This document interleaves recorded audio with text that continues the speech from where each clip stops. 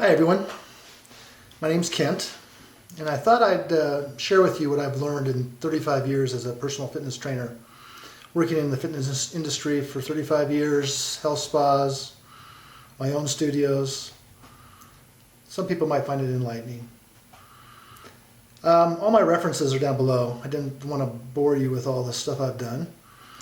But first off, I just want to say that I love to exercise. I got into this industry because I like to exercise. It makes me feel good. It helps rehab injuries. It helps prevent injuries. I like the way I look. I like the way I can participate in sports, hike, bike, all the things I enjoy to do. So fitness is very important.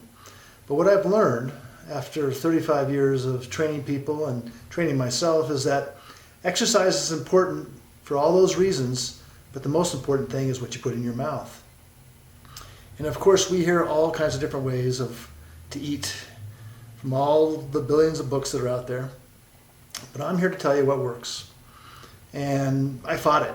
I didn't want to do what I'm about to tell you because I was raised a certain way. I was raised in a meat-eating society. My mom showed her love through her food. And I love my burgers and steaks and chicken and ice cream and cheese and all the things that everybody loves. So it wasn't about not liking what I was eating. It was about doing the right thing for my body and for the planet and for all other creatures. So I think you get the picture. What I've learned is that beyond a shadow of a doubt, humans are designed to eat plants and plants only. We're plant eaters. We're vegans, whatever you want to call it. We should be eating low-fat, whole food, plant-only foods, 100%. No moderation. And this day and age, there's so much variety. When I started this out 20 years ago, I've been a trainer for 35 years. I've been eating nothing but plants for the past 20 years, ever since I had my first major physical at 40 years old, where my cholesterol was almost 300, my blood pressure was high. I was eating basically a paleo-type diet, and lean as lean could be, but I wasn't healthy. It's because I was putting in the wrong foods for the design of the human body. So I switched, and I didn't know what I was doing. I didn't have all the guidance that I'm trying to help you with right now, that it's out there right now. But I switched, and I gave it an experiment. I had an open-mindedness to try something different, even though I liked those foods. So for about 2 months, I went 100% plant only. And basically oatmeals for breakfast, bean and rice burritos for lunch, a big salad and a potato, sweet potato, regular potato for dinner. Ate chocolate, dark chocolate, ate nuts. As much variety as I could think of that wasn't animal related, that kept me full and felt like I was getting enough calories. And that's really what it boils down to, is eating enough calories. Anyway, after 2 months, my cholesterol dropped from almost 300, it was 298, down to 180. My blood pressure dropped from about 130 over 110, and now on a regular basis it's like about 100 over 70. And my cholesterol now, after 20 years, is about 130. And that's my total cholesterol, good and bad. And as you research this lifestyle, you'll find that no one's ever reported a heart attack with a cholesterol under 150. And that's a cholesterol without drugs under 150. And the only way to do that is to get cholesterol out of your diet. And the only place that cholesterol comes from is from animals. Our body produces all the cholesterol we need from our liver.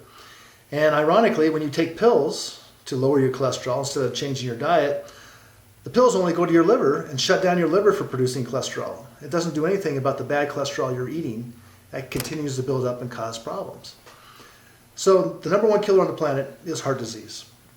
The number two killer is cancer.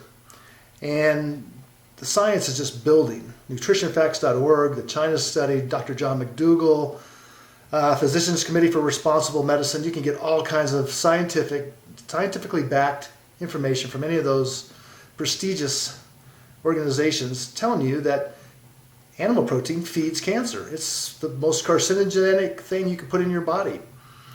And a good example is people who live in places like Japan, who are big smokers, but they're still mostly plant eaters. They have a rarity of lung cancer, where people here in the United States who eat a meat-based diet and don't smoke still get lung cancer. So that's just one simple example, but there's a lot of science proving that animal protein is one of the biggest feeders of cancer. And people will try to twist it to many different things, including sugars and the sun and the air and the water. And those all have a little bit of factor, but the main thing is what you put in your mouth 3 times a day. And that's animal products. Animal products feed cancer and clog your arteries, setting you up for the number 1 and number 2 killing diseases on the planet, and that's heart disease and cancer. Ironically, the number 3 killing thing on the planet is, well, at least in the United States, is doctors. And I'm not bashing doctors, but we're going to the doctor for all these ailments caused by what we're eating. And unfortunately, due to over-medication, complicated surgeries because of what we've been doing to our body, the number 3 killer on the planet is doctor-induced errors and prescription drugs. And we're seeing about it from Prince just recently. Prince is just one of many people in the news who have over-medicated themselves, like Michael Jackson and others have. So, what you put in your mouth is the most important thing you can do. And because of our desire for animal products, our unnatural desire for animal products, what we're putting in our mouth is causing another problem, a secondary problem that's huge. And that's what's created an industry of raising animals for food that's literally killing our planet. And a film to watch is called Cowspiracy. I'm going to link all this information to my website at the end of this talk, so you can go and research all this yourself. But the biggest killer to our planet is not cars and trains and boats and trains and the oil industry and the fracking industry and all the things that everybody wants to blame. It's the animal agriculture industry.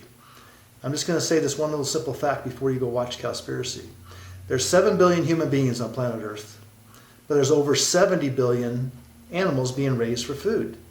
And those animals take on average 10 times more food than we take because they're big animals. And that food all needs water. And that food needs land to grow it on.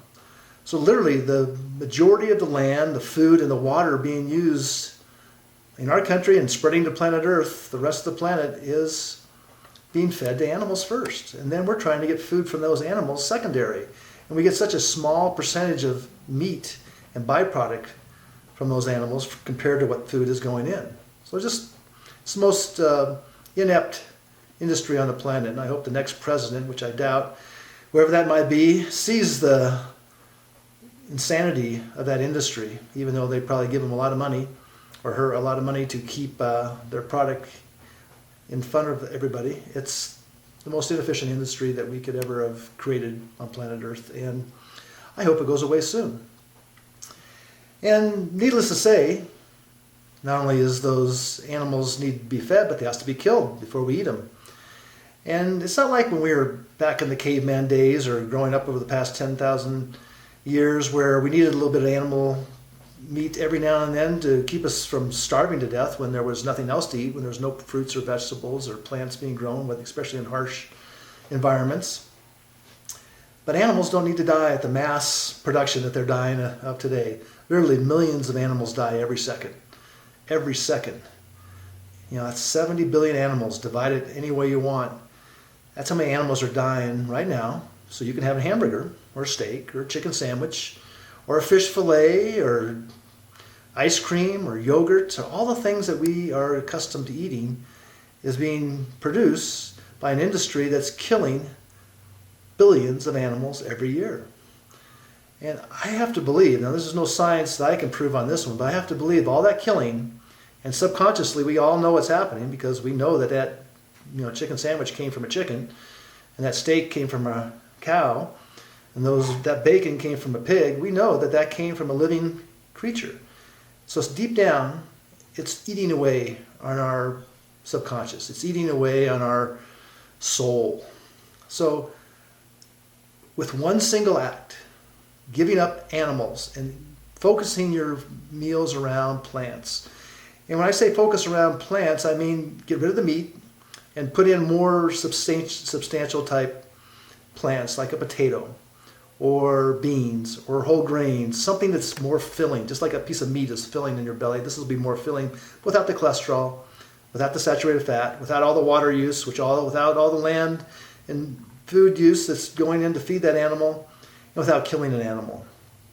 So I have to believe that when we stop the slaughter of animals, that's literally killing us from their grave and killing the planet, it has to help the violence that we're seeing in this world. We have a very violent society that's not getting any better, and our population is growing.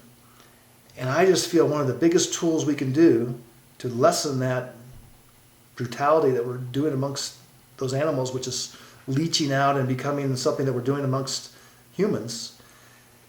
I really believe, from my observations of people who have switched to a plant-only diet, it makes you a better person. It makes you a less violent person. It makes you a less aggressive person. Not in a bad way. If you're a football player or you need aggression, some of the biggest athletes that are switching to a plant-based diet now are MMA fighters, and they're very aggressive people. And there's more and more professional football players that are switching to a plant-based diet. I don't want to get into the whole protein thing. When you go to my website, you'll have lots of articles and research about protein. Just want to say really quickly, get over it. Protein comes from plants. Amino acids are what the makeup of protein are. They all originate in plants. Plants are where all life on Earth comes from the sun. So stop worrying about protein. Don't worry about calcium. Don't worry about omega-3s. All that comes from plants. Just eat a wide variety of fresh fruits and vegetables, nuts and seeds and beans, centered around more, dense plants like potatoes, beans, and whole grains. Starch Solution from John McDougall is a great book to start with, and his book is on my website. But anyway, with one single act, I think we can just fix about everything, and that's not exaggerating. We can stop the major causes of disease. We can stop the major cause of global warming, if you want to believe in global warming, or just look at the logics of the major cause of water depletion, land depletion, deforestation, trees being cut down to make room for more cows and to grow food to feed the cows. And all that food could be going to the 2 billion people a year that are starving to death. Isn't it kind of ironic that we have 2 billion people on this planet that are obese, and we have 2 billion people that are starving to death? And the obese people are growing faster than the starving people. We could be feeding all that food that we're feeding to animals to humans that are starving. We could fix so many problems. So, after 35 years of personal training, I found that exercise is great. It'll help keep you strong, it'll help keep you athletic, help your posture, your core, rehab injuries. But the most important thing is what you put in your mouth. And all humans, no matter if you're here in the United States or you're in China or any other part of the planet, all humans are plant eaters. Our anatomies are all the same. We have small teeth, long, windy intestines, low acidic stomachs, low foot speed, no claws, no desire for blood. We don't do the killing. We let somebody else do the killing. We pay the other person to do the killing for us at the slaughterhouse. We're not a natural carnivore. We never will be. We never have been.